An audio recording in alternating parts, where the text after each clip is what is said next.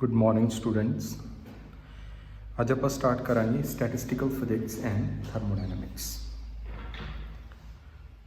ये दो भाग ने, first statistical and then thermodynamics.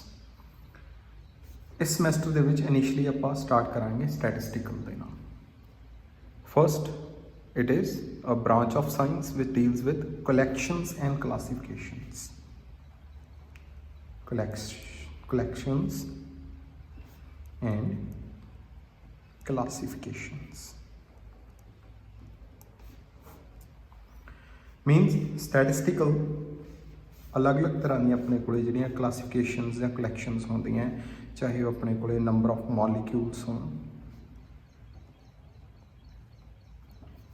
या फिर नंबर ऑफ इलैक्ट्रॉन्स, प्रोटॉन्स, न्यूट्रॉन्स और any other categories.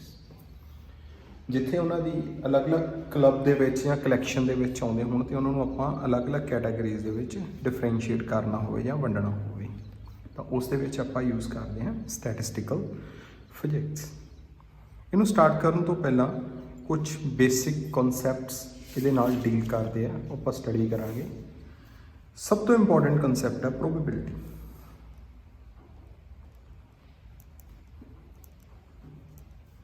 What is probability? Very easy. किसी भी इवेंट के होने की पॉसिबिलिटी है। इन सिंपल लैंग्वेज किसी भी इवेंट के होने की पॉसिबिलिटी को आप प्रोबेबिलिटी कह देंगे। ईवन प्रोबेबिलिटी के विच भी अपने को कुछ टर्म्स ने।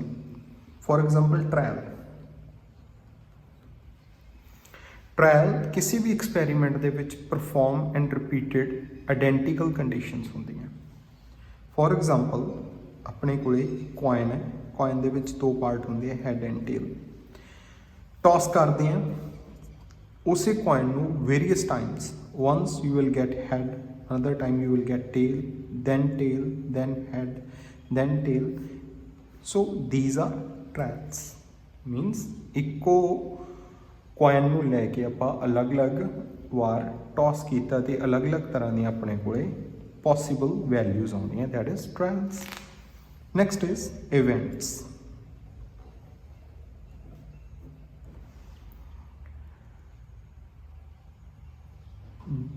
Same as trial but basic difference is जिस तरह आप पहले आह कॉइन लेता, ये अलग अलग तरह के अपने को वेरीअस वैल्यूज़ आ रही सीगियां, तो जदों किसी भी रिपीटेड एक्सपैरीमेंट दे विच अपने को हर बार एक अलग आउटकम आउंदी है, उन्होंने आप कह दें वो आउटकम्स नूं आप कह दें इवेंट्स। फॉर एग्जाम्पल उपर वाले एक्सपैरीमेंट दे विच अपने को 5 आउटकम्स सी। So these were 5 different events. Okay, next equally likely events।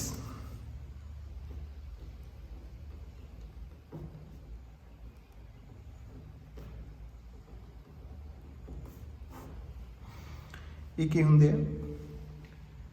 Events are said to be equally likely if events has equal chance of occurrence, ਜਾਂ ਉਹਨਾਂ ਦੇ ਹੋਣ ਦੀ बराबर ਦੇ चांसेस होण। अगेन बेस्ट एग्जाम्पल हैगी अपने कोले कॉइन दी। हाफ चांसिस होंगे है हैड दे, हाफ चांसिस होंगे है टेल दे आउण दे। So you will have ultimately 0.5 equally probable two events. So these are known as equally likely events. Next, some others random events.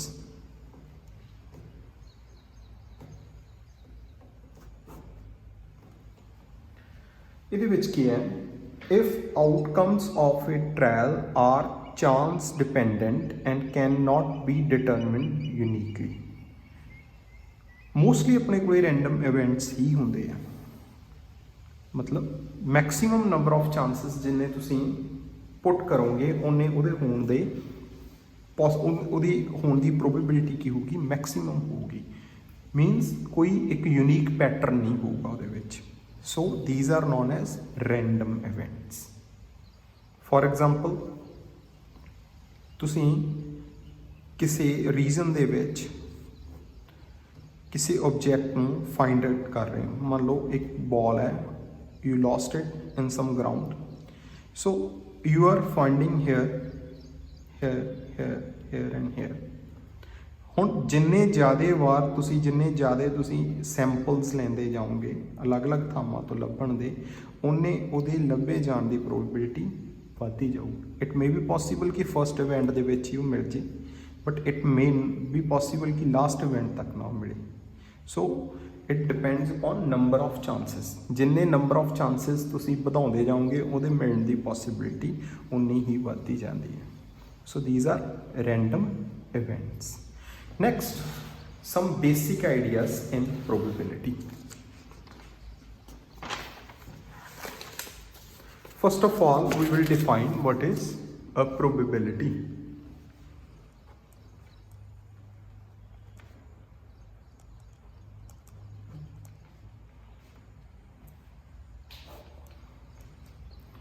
Again, as we know, probability is number of ways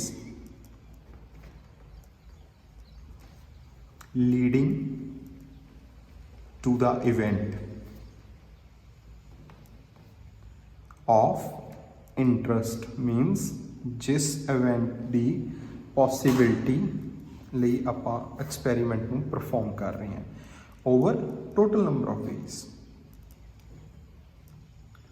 Again, for example, we have a coin.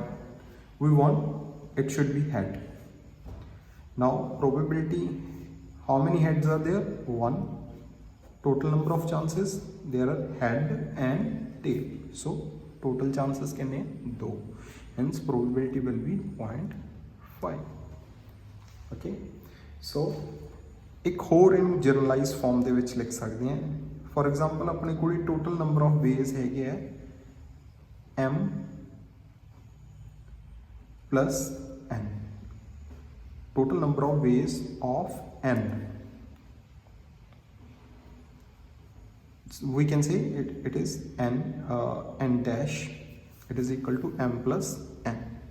Then n ਦੇ ਆਉਣ ਦੀ probability ਕੀ ਹੋਗੀ? n upon m plus n. Okay. Next, कुछ होर basic कॉन्सैप्ट्स ਇਹਦੇ ਨਾਲ deal ਕਰਦੇ। First ਆਪਾਂ ਗੱਲ ਕਰਾਂਗੇ प्रोबेबिलिटी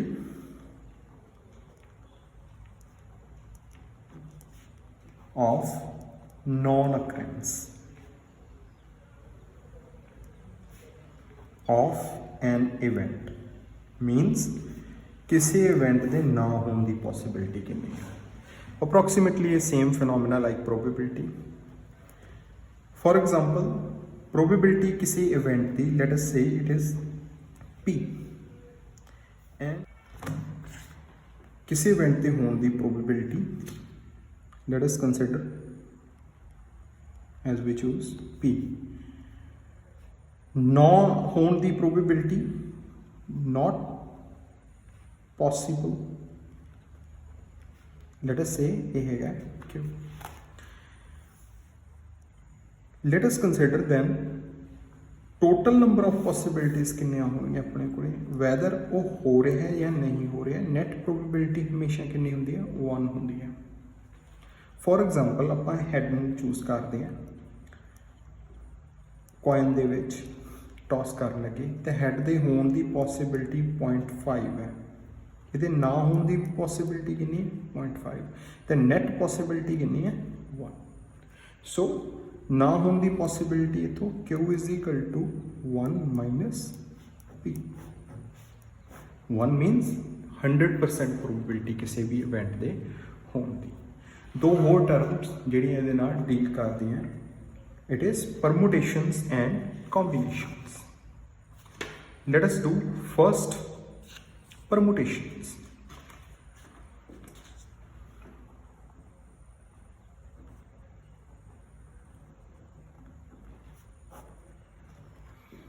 बहुत ईजी एग्जाम्पल है जी। लेट अस कंसिडर अपने को एक बॉक्स के which some amount of balls ने, we can say it is n number of balls. Of various colours. पर किसी इवेंट को आप चूज करने लिए उहदे विचों some amount we can say it is r choose करते हैं एट टाइम दे विच। तो आर नंबर ऑफ बॉल्स की प्रोबेबिलिटी कितनी होगी, टोटल कितनी सी एन, चूज एक टाइम से कितनी कर रहे हैं आप आर, तो वो प्रोबेबिलिटी आप डिस्क्राइब करांगे n P r n factorial total number of ways minus what remains n minus r factorial. Okay ji, that is permutation. Next is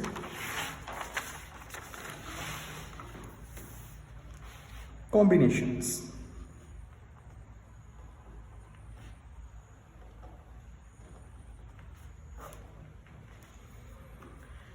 Let us consider अपने कोल 3 objects A, B ਤੇ C।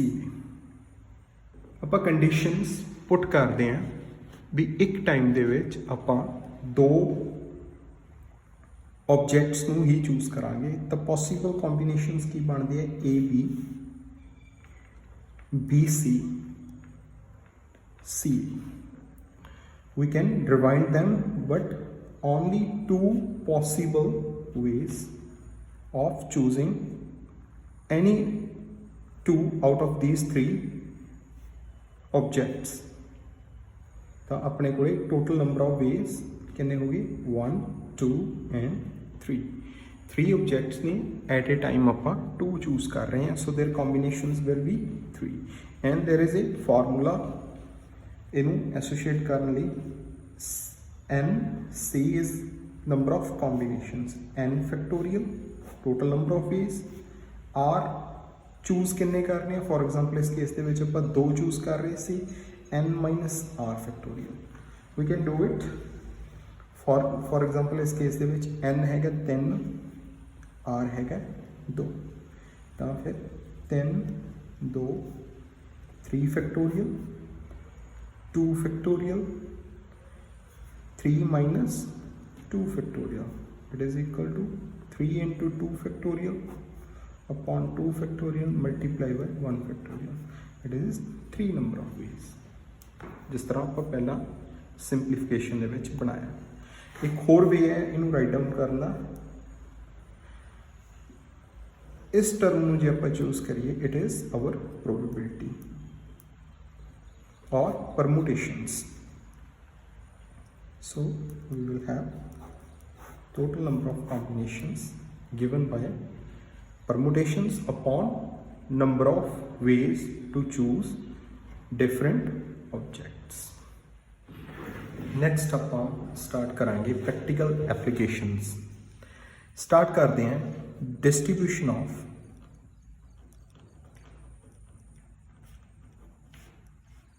two particles into 2 boxes। Late us consider अपने को 2 box है। Initially आप start करते हैं जे अपने को सिंगल पार्टिकल हो 1 पार्टिकल, तो हाफ पॉसिबिलिटी है भी वो फर्स्ट बॉक्स के विच जाऊगा, हाफ पॉसिबिलिटी है भी वो सैकेंड बॉक्स के विच जाऊगा। नाउ जे अपने को 2 पार्टिकल्स ने इत्थे डिपेंड करता है भी वो पार्टिकल्स डिस्टिंग्विशेबल ने या indistinguishable. For example if they are indistinguishable मतलब आप उन्होंने अलग अलग पहचान नहीं सकते, तो we can say we have 2 dots. तो हुण क्योंकि उन्होंने कोई आपकी आइडेंटिटी नहीं है, तो एक पॉसिबिलिटी तो यह बनती है भी दोनों डॉट्स अलग अलग 2 बॉक्सेस के चले जान। एक पॉसिबिलिटी ये बनती है भी एक बॉक्स के विच 2 डॉट आ जान, एक खाली। एक पॉसिबिलिटी ये बनती है भी एक खाली तो दोनों डॉट्स दूसरे बॉक्स के विच चले जान।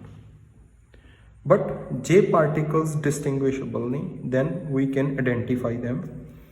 वी कैन से एक ए है एक बी है। तो नंबर ऑफ केसिस के उत्ते की फर्क पैंदा है, ए इस साइड चलिया गया, बी दूसरे बॉक्स के विच चलिया गया।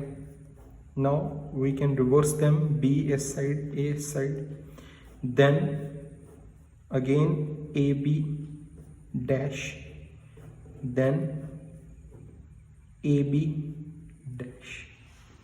So number of cases increase हो गए. That is the basic difference जो अपने कोले particles either indistinguishable or distinguishable. So next same example ਆਪਾਂ apply करांगे. If we have n number of particles into two boxes,